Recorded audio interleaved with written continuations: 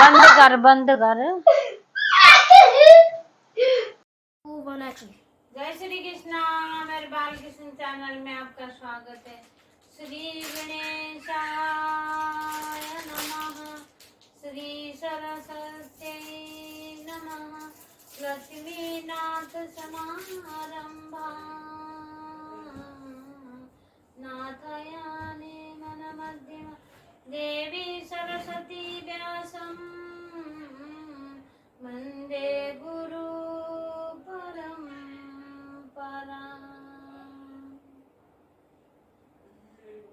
वंदे गुरु परंपरा। कर्पूर गौरम करुणावतारम संसार सारम भुजविंदहारम सदा वसंतं हृदयारविंदे भवं भवानी सहितं नमामि।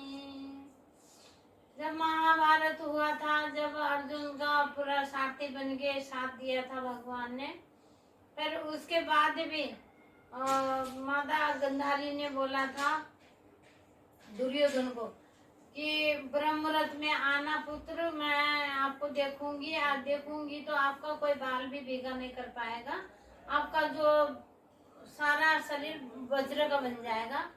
तो आप ब्रह्मरथ में बिल्कुल ऐसा ना, वस्त्र नहीं होना चाहिए शरीर में, बगैर वस्त्र के आ जाना। तो जब माता गंधारी ने बुलाया, तो गंधारी ने बुलाया तो अब कृष्ण जी ने को तो पता था कि भाई ऐसे ऐसे जाएगा दुर्योधन, तो बाहर ही खड़े रहे, वो सोए नहीं उस दिन। तो सोए नहीं तो बोले कि कहाँ बेशरम की तरह कहाँ जाओगे, अपनी माँ के माता के सामने इतने बड़े हो गए हो, लज्जा नहीं आएगी? अब पूरे नंगे बगैर वस्त्र के कैसे जाओगे, कुछ तो पहन लो। तो बोले कि नहीं, मेरी माता ने बोला है कि मैं जो है कि ऐसे आऊं, वो अपनी दृष्टि डालेंगी ऊपर से नीचे तक, मेरा शरीर उसका बन जाएगा, वज्र का बन जाएगा, फिर मुझे कोई नहीं मार पाएगा। किशन जी को तो पता था ये ऐसे करेगा जाएगा तो फिर ये सही में कोई नहीं मार पाएगा। तो उन्होंने बोला नहीं नहीं, तुम्हें लज्जा नहीं आएगी, इतने बड़े हो गए हो, अपनी माता के सामने कैसे जा सकते हो? तो माता तो बोलती है कि भाई ऐसे ऐसे, तो फिर भी अपने आप में लज्जा आनी चाहिए।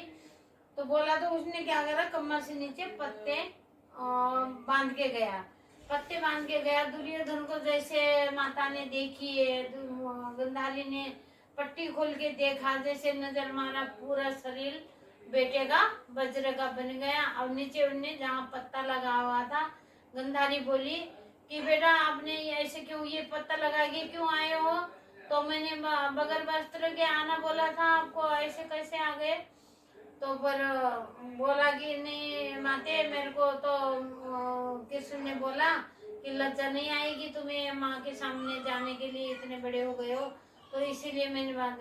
तो क्या कर सकते हैं, वो जगह कच्ची रहेगी और सारा वज्र का बन गया। तो फिर युद्ध हुआ, युद्ध होने के बाद जैसे उनने बोला कि भाई अर्जुन जांग में मार, जांग ना मार, जांग में गधा मारा, जैसे जांग में गधा मारा, तो गधा मारने के बाद बैठ गए वो, मतलब बेहोश हो गए, नीचे गिर गए। तो वो जगह में मार सकते थे।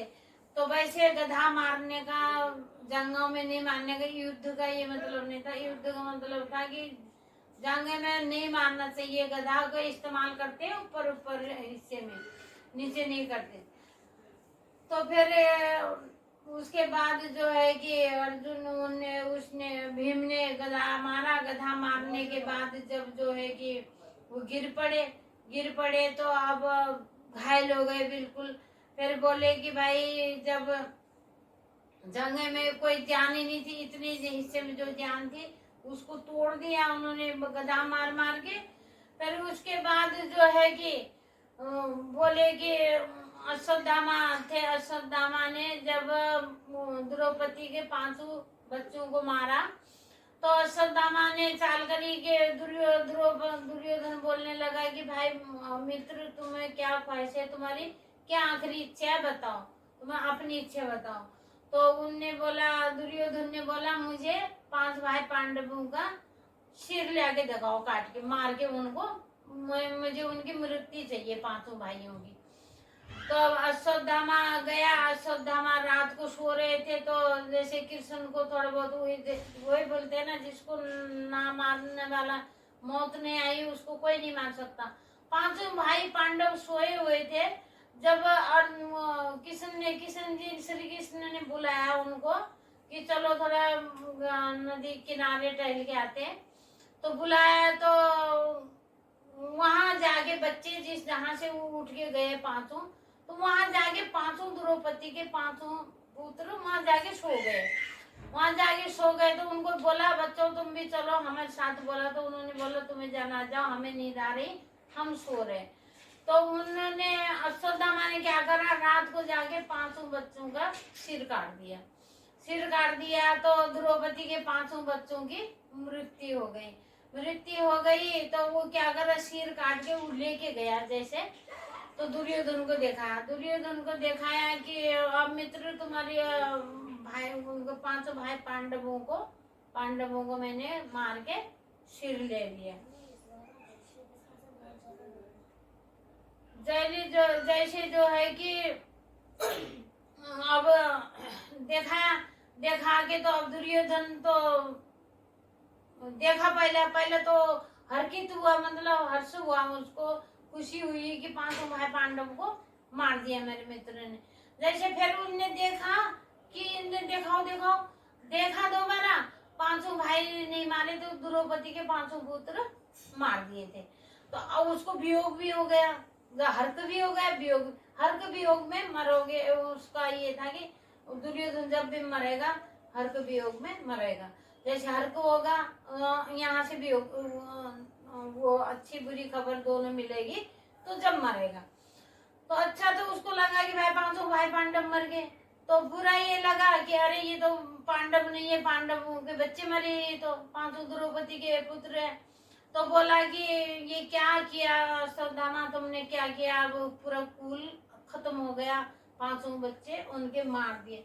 मारने के बाद तो अब द्रौपदी गई तो सुबह सुबह उठ के गई, पुत्रो उठो बोल के, तो उनका सिर कटे हुए थे 5 का, और रोना धोना नेत्रों में आंसू भर के द्रौपदी रोती चिल्लाती बिलखती हुई बाहर निकली। बाहर निकलने के बाद अर्जुन को बोला, अर्जुन अश्वत्थामा ने हमारे 5 पुत्रों को खुद मार दिया है, तो अश्वत्थामा का कोई सजा देनी चाहिए, सजा मिलेगी उसको। अश्वत्थामा को अर्जुन ने क्या करा, पकड़ के द्रौपदी के आगे रख दिया, ये तुम्हारा गुनहगार है, ये तुम्हारे पुत्र के मारने वाला, ये इसको जो भी सजा देना है तुम दे सकते हो, तो इनको मारना चाहो मारो, जो भी सजा देना चाहो दो। तो द्रौपदी को दे दिया अश्वत्थामा को जब दिया, जब द्रौपदी ने बोला कि ये तो गुरुपुत्र है, तो गुरुपुत्र को कैसे मारूं मैं, नहीं मार सकती। फिर वो उनकी गुरु माँ बोली कि गुरु माँ के ऐसे पति खत्म हो गए, गौतमी था उनकी माँ का नाम।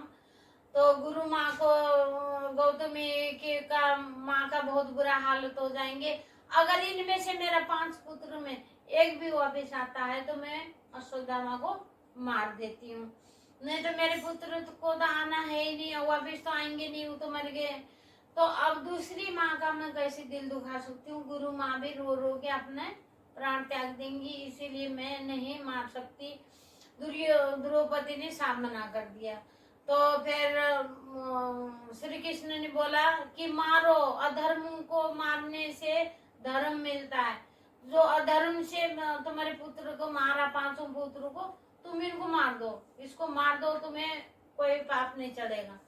फिर द्रौपदी ने बोला नहीं, मेरा मन नहीं कर रहा, मैं एक माँ को, मेरे को गुजर गई, मैं एक माँ को दूसरी माँ को मैं कैसे ऐसे कर सकती हूँ, तो बहुत रोएंगी गुरु माँ, मैं नहीं मारूंगी, कोई ऐसी सजा दो इसको कि जो ये अपने आप में जीत जी मरा हुआ साबित हो। तो उन्होंने क्या करा, सिंधु मणि थी, ये सिंधु मणि जैसे उनके सिर में बचपन से मतलब थी, तो उसको मणि को निकाल दिया सिर से, अरे मणि को निकाल दिया। तो वो क्योंकि वो निकालने के बाद वो मरना जीना एक ही हो गया, वो लज्जा, इतनी लज्जा आई उसको कि उसका तो जैसे कहते हैं ना पकड़ी में उनकी वो शान रहती है, जान रहती है, इज्जत रहती है, उसकी इज्जत का तार तार हो गए। तो वो मरने के बराबर अश्वत्थामा हो गया। अश्वत्थामा हुआ तो फिर उधर अश्वत्थामा को पता चला कि उत्तरा के पेट में, गर्भ में बालक है। तो उनने कहा कि जो उत्तरा के पेट में बालक था, उस बालक को मारने के लिए ब्रह्मास्त्र वो छोड़ दिया उन्हें। तो छोड़ दिया तो वो जाके उत्तरा के पीछे, उत्तरा ने पुकारा श्री कृष्ण को कि बचा दो, मेरे गर्भ का बालक को बचा दो, इसने मेरे ऊपर छोड़ दिया है, ब्रह्मास्त्र छोड़ दिया है, तो अब आप इसको मत छोड़ो, इसको मारो।